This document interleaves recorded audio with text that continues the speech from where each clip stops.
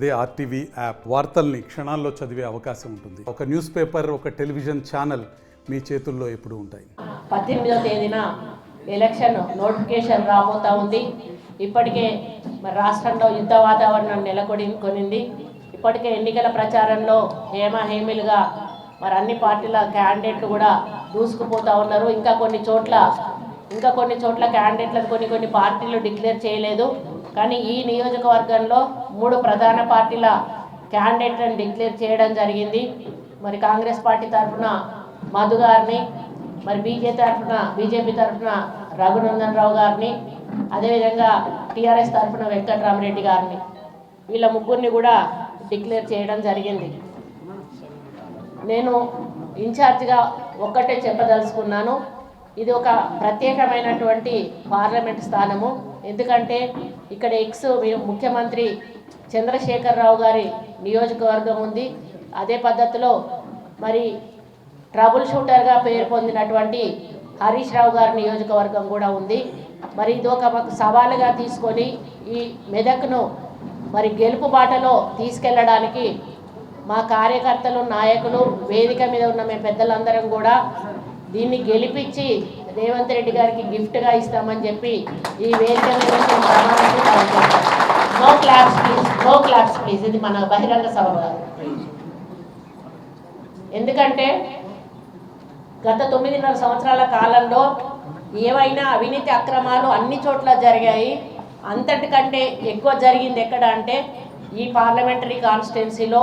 ముఖ్యంగా మరి అందరూ శాసనసభ్యులు గతంలో గెలిచిన వాళ్ళు టీఆర్ఎస్ నుంచి అందరూ కూడా అవినీతి అక్రమాలకు పాల్పడి భూ కబ్జాలు చేసి మరి కాంగ్రెస్ కార్యకర్తల మీద, నాయకుల మీద దాడులు, దౌర్జన్యాలు, తప్పుడు కేసులు పెట్టించి మరి వాళ్ళ యొక్క నాయకులకు అవినీతిని ప్రోత్సహించి, అక్రమాలను ప్రోత్సహించి ఈరోజు పరిపాలన పక్కన పెట్టి ప్రజాస్వామ్యాన్ని కూనీ చేసి రాజ్యాంగం విలువ ఇవ్వకుండా రాజ్యాంగేతర శక్తిగా టీఆర్ఎస్ ప్రభుత్వం మారి ఎన్ని కుంభకోణాలు చేసిందో ఈరోజు కాంగ్రెస్ పార్టీ అధికారంలోకి వచ్చినాక ఒక్కొక్కటిగా బయటపడతా ఉన్నాయి.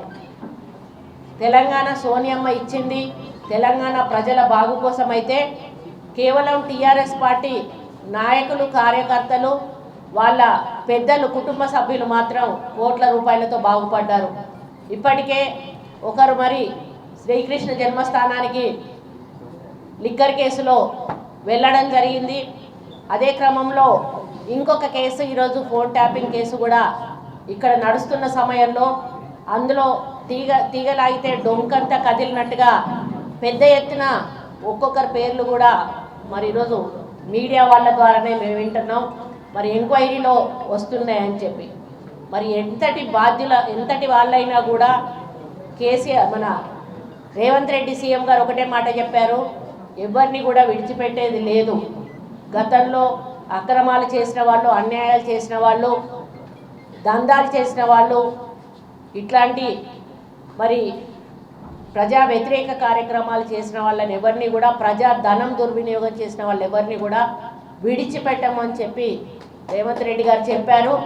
అదే పద్ధతిలో ఇందిరమ్మ రాజ్యం తీసుకొస్తామని కూడా మేము మేనిఫెస్టో ద్వారా సోనియా గాంధీ చేతుల మీదుగా ఓపెన్ చేసినాం. రాహుల్ గాంధీ గారు కొన్ని చెప్పారు, ప్రియాంక గాంధీ గారు కొన్ని హామీలు ఇచ్చారు.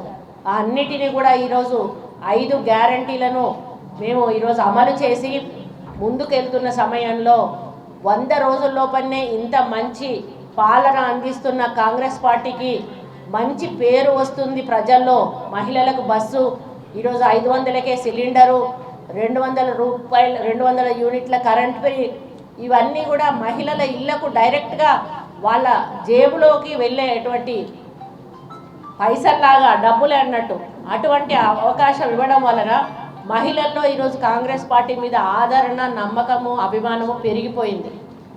వాళ్ళు ఒక పక్క అధికారం కోల్పోయిన ఫ్రస్ట్రేషన్ ఒకటి, ఒక పక్క ఈ ప్రభుత్వం తీసుకున్న నిర్ణయాలు, సంక్షేమ అభివృద్ధి కార్యక్రమాలతోటి ప్రజల్లో వస్తున్న మార్పునొకటి కూడా ఈరోజు మనం గమనించి వాళ్ళు ఏవో మాట్లాడుతూ ఉన్నారు.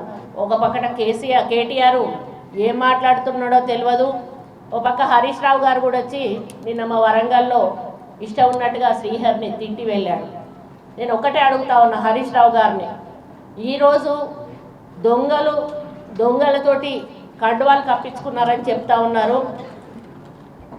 మీ ప్రభుత్వం ఉన్నప్పుడు మీ క్యాబినెట్లో ఉన్నటువంటి మంత్రులు ఎంతమంది మీ పార్టీలో ఉన్న వాళ్ళు ఉన్నారు ఒక్కసారి చెప్పాల్సిందిగా నేను కోరుతా ఉన్నా.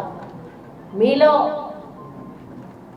పోరాటం చేసేటప్పుడు తెలంగాణ పోరాటంలో హేమీలు ఉన్నారు పాల్గొన్న వాళ్ళందరినీ కూడా పక్కన పెట్టి పక్క పార్టీల నుంచి తీసుకొచ్చి మిమ్మల్ని తిట్టిన వాళ్ళను మీరు మంత్రులను చేసిన విషయం మీరు మర్చిపోయినరా అని చెప్పి అడుగుతా ఉన్నాను.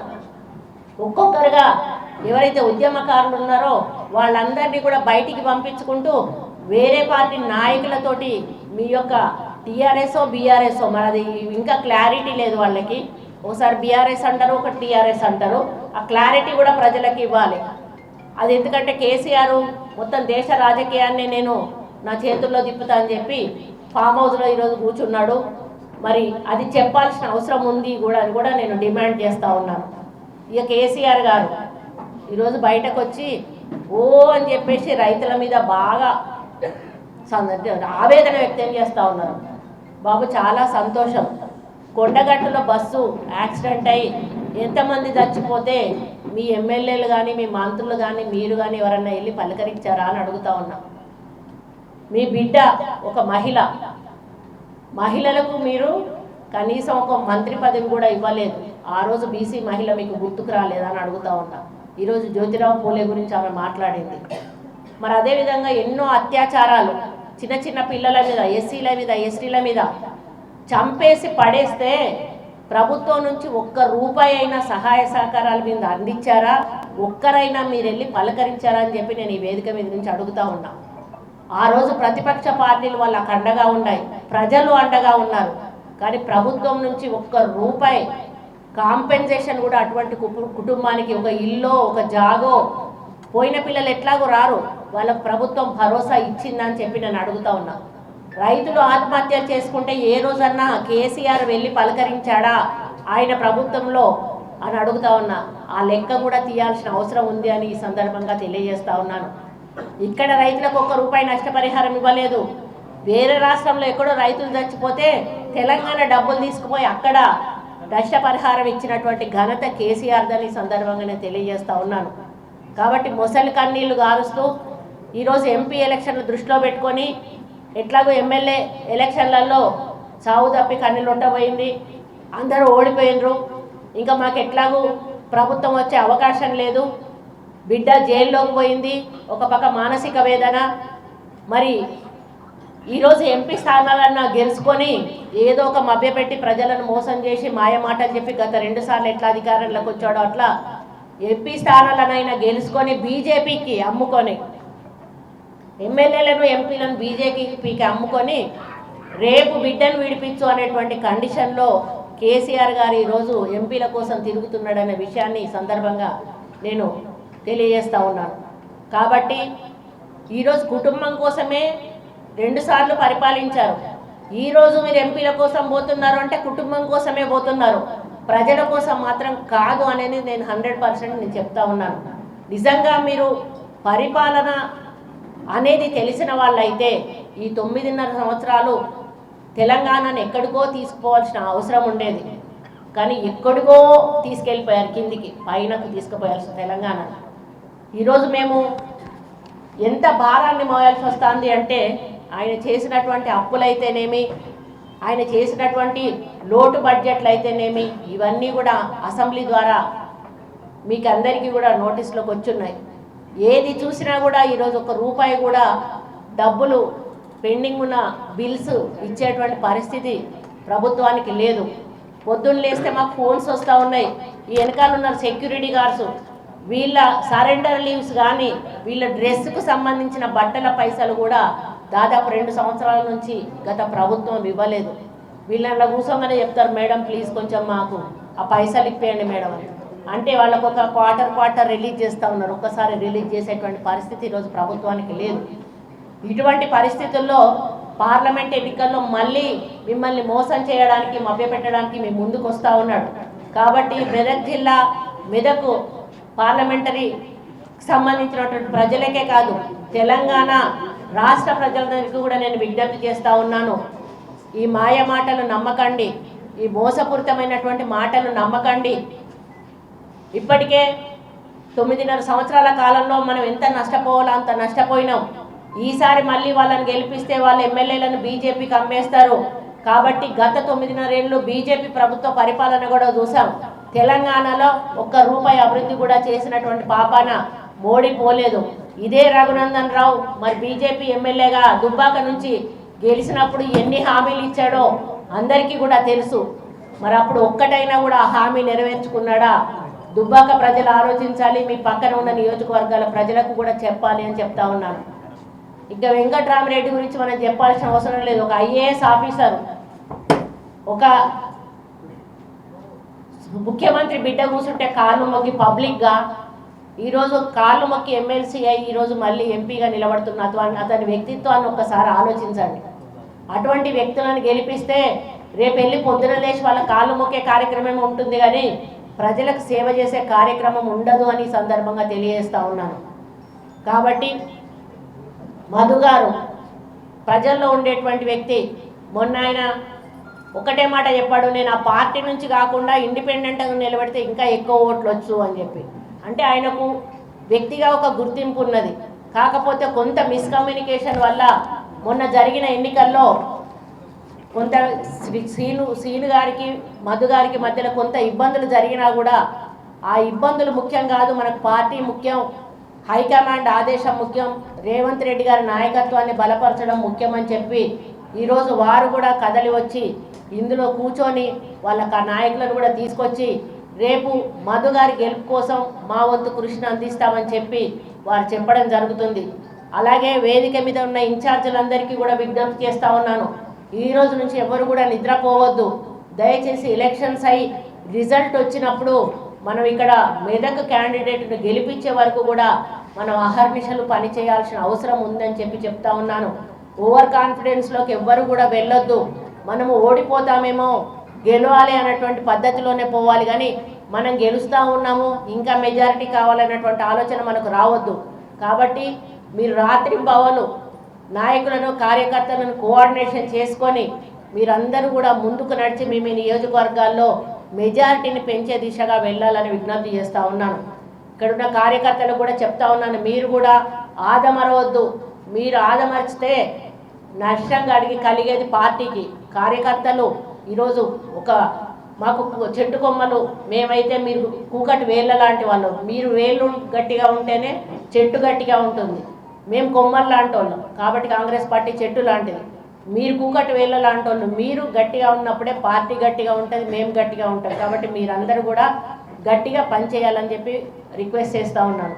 ఇకపోతే ఈరోజు ముఖ్యమంత్రి గారి ముందు మేము మాట్లాడినప్పుడు వారు రేపు ఎల్లుండి 6వ తేదీన జరిగేటువంటి రాహుల్ గాంధీ గారి తుక్కుగూడ మీటింగ్ ఏదైతే కేంద్ర ప్రభుత్వం అధికారంలోకి వస్తే మేనిఫెస్టో ఏదైతే ప్రవేశపెట్టబోతుందో దాన్ని మన తెలంగాణను కేంద్రంగా తీసుకొని ప్రవేశపెట్టడం నిజంగా గర్వకారణం.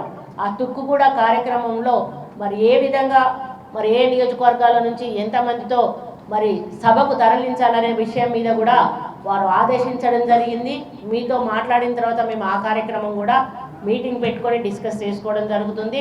దాని తర్వాత నియోజకవర్గ కమిటీలు కానీ, మండల కమిటీలు కానీ, బూత్ కమిటీలు కానీ ఇవన్నీ కూడా ఆర్గనైజ్ చేసుకొని మరి ఏ విధంగా సోషల్ మీడియా ద్వారా మన ప్రచార కార్యక్రమం నిర్వహించాలి. మాకు వార్ రూమ్ అనేది ఒకటి ఏఐసిసిలో ఉంటుంది, అక్కడి నుంచి ప్రతి ఒక్కరికి కూడా ఫోన్స్ వస్తూ ఉంటాయి. అటువంటి ఆర్గనైజేషన్ మరి ఏ విధంగా ముందుకు తీసుకెళ్ళలేదని దాని మీద కూడా మేము డిస్కస్ చేయబోతున్నాం. ఇన్ఛార్జీలను కూడా వేసినట్టు మాకు వేం నరేందర్ రెడ్డి గారు చెప్పారు. ఒక్కొక్క నియోజకవర్గాన్ని ఒక ఇన్ఛార్జీని, ఇంకా లిస్టు మా చేతికి రాలేదు. వాళ్ళు ఎలక్షన్లు అయ్యే వరకు కూడా ఆ నియోజకవర్గ ఇన్ఛార్జిగా పనిచేయాల్సిన బాధ్యత వాళ్ళ మీద ఉంది. పార్లమెంట్ ఇన్ఛార్జిగా నేను ఇక్కడ ప్లస్ మా వరంగల్ పార్లమెంట్ మీద కూడా కొంత కాన్సన్ట్రేషన్ చేయాల్సిన అవసరం ఉంది. కాబట్టి నేను మ్యాక్సిమం మెదక్ మీద కాన్సన్ట్రేట్ చేస్తూ మరి వరంగల్కు కూడా వెళ్ళి వస్తూ అక్కడ కావ్య గెలుపు కోసం కూడా కృషి చేయాల్సిన బాధ్యత నా మీద ఉంది. కాబట్టి మరి నేను లేని సమయంలో ఇక్కడ నాయకులు, కార్యకర్తలు, క్యాండిడేటు, ఇన్ఛార్జులు, డిసిసి ప్రెసిడెంట్స్ అందరూ కూడా కోఆర్డినేషన్ తోటి. ఇంకొకటి ఏంటంటే కొత్త పాత ఇదొక ఆలోచన దయచేసి ఎవరిలో రాకూడదు. నన్ను అడిగారు, నేను కార్పొరేటర్లను తీసుకున్నప్పుడు మా వాళ్ళు నన్ను అడిగారు, మనం చేర్చుకోకపోతే ఇంకో పార్టీ చేర్చుకుంటుంది, అప్పుడు మన పార్టీ వీక్ అవుతుంది, ఆ పార్టీ స్ట్రాంగ్ అనే మెసేజ్ పోతుంది, అట్లా పోవడం అవసరమా అని చెప్పి నేను అడిగాను. అప్పుడు వాళ్ళు మాట్లాడలేదు. అందుకని మనం ఎదుటోళ్ళకి అవకాశం ఇవ్వద్దు అంటే ఎవరు వస్తే వాళ్ళని చేర్చుకోవాల్సిన బాధ్యత మన మీద ఉంది. ఆయన నన్ను తిట్టిండు, ఈయన నన్ను అన్నాడు అనేటువంటి మాటలు ఇక్కడ మనకు పనికిరావు. ఎక్కడా కూడా రాజకీయాలలో శాశ్వత శత్రువులు శాశ్వత మిత్రులు అనేవాళ్ళు ఉండరు. కాబట్టి మనం అందరినీ కూడా ఆహ్వానించాలి, మన స్ట్రెంగ్త్ను పెంచుకోవాలి, మన ఓటర్లను పెంచుకోవాలి, మెజారిటీని పెంచుకోవాల్సిన బాధ్యత మన మీద ఉంది. కాబట్టి రేపు ఎక్కడి నుంచి నాకు కాంప్లైంట్ అయితే దయచేసి రావద్దు. ఏ నియోజకవర్గ ఇన్ఛార్జీలు వాళ్ళు మేనేజ్ చేసుకోవాలి. ఎవరైనా ప్రాబ్లం వస్తే నా వరకు మాత్రం ఎవరు కూడా రాకూడదని చెప్పి సందర్భంగా విజ్ఞప్తి చేస్తూ ఉన్నాను. మనం అందరం కూడా కలిసికట్టుగా వెళ్ళినప్పుడే, నలుగురిని కలుపుకున్నప్పుడే మనకందరికీ కూడా మా అందరికీ కూడా రేపు మెజారిటీ వచ్చే అవకాశం ఉంటుందని ఈ సందర్భంగా తెలియజేస్తూ, మరి తప్పకుండా మేము మెదక్ పార్లమెంటు నుంచి మధుని మెజారిటీలో గెలిపిస్తాము. మరి ఇది ఒక ప్రత్యేకమైన నియోజకవర్గము. ఈ నియోజకవర్గాన్ని మరి గెలిపించి సీఎం రేవంత్ రెడ్డి గారికి గిఫ్ట్గా ఇచ్చే బాధ్యత మేమందరం కూడా తీసుకుంటున్నాం. ఈ వేదిక మీద నుంచి నాయకులం కార్యకర్తలం అని తెలియజేసుకుంటూ, మరి మళ్ళీ ఫ్రీక్వెంట్గా మీతో మీటింగ్స్ పెడతానే ఉంటాము. పెట్టినప్పుడు ఇంకా విషయాలన్నీ కూడా షేర్ చేసుకుంటూనే ఉంటాము. ఇప్పటి వరకు జరిగిన విషయాలు ఏవైతే ఉన్నాయో మీ దృష్టికి తీసుకొచ్చాను. మళ్ళీ తర్వాత కార్యక్రమాలు ఏమున్నా కూడా మీకు క్యాండిడేట్ ద్వారా మీకు ఇన్ఫర్మేషన్ వస్తుంది. మేము ప్రెస్ మీట్లలో పాల్గొంటూనే ఉంటాము. కాబట్టి మీ అందరి సహకారం కూడా, ఎందుకంటే ప్రెస్ వాళ్లకు ఈ గత ప్రభుత్వంలో ఏం న్యాయం జరగలేదు. రాజశేఖర రెడ్డి గారు ఉన్నప్పుడు జరిగింది, తర్వాత మీకు 100 మాటలు చెప్పిండు, కానీ మరి ఇంతకు ఆయన గజ్వేల్ కాన్స్టిట్యున్సీలో ప్రెస్ వాళ్ళకన్నా ఏమన్నా ఇండ్లు ఇచ్చిండో ఇవ్వలేదో నాకైతే తెలియదు. మొత్తం డబుల్ బెడ్రూమ్ ఇల్లు ఇస్తా అన్నాడు. కాబట్టి మీరు అప్పుడు కనీసం వార్తలు రాసేటువంటి స్వతంత్రత కూడా మీకు లేదు. ఈరోజు మేము రేవంత్ రెడ్డి గారు ఒకటే మాట చెప్తాను, రాయాలి, మీరు రాస్తేనే మాకు తెలుస్తుంది మా లోపం ఏంటి, మా అడ్మినిస్ట్రేషన్లో ఏం లోపం ఉంది, ఏ డిపార్ట్మెంట్లో ఏం లోపం ఉంది అనేది మాకు తెలిసినప్పుడు మేము సరిదిద్దుకుంటాం. ఆ స్వేచ్ఛ ఈరోజు పత్రికా సోదరులకు వచ్చింది. కాబట్టి ఎవరు గెలిస్తే రాష్ట్రానికి న్యాయం జరుగుతుంది, ఎవరు గెలిస్తే రాష్ట్రానికి నష్టం జరుగుతుంది మాకంటే ఎక్కువ మీకే తెలుసు. కాబట్టి మీ సహకారం కూడా మాకు ఎల్లవేళలా ఉంటుందని కోరుకుంటూ సెలవు తీసుకుంటాను. మరిన్ని వీడియోస్ కోసం ఛానల్ ని సబ్స్క్రైబ్ చేయండి, లేటెస్ట్ అప్డేట్స్ కోసం వాట్సాప్ ఛానల్ ని ఫాలో చేయండి, అండ్ లింక్ డిస్క్రిప్షన్ లో ఉంది.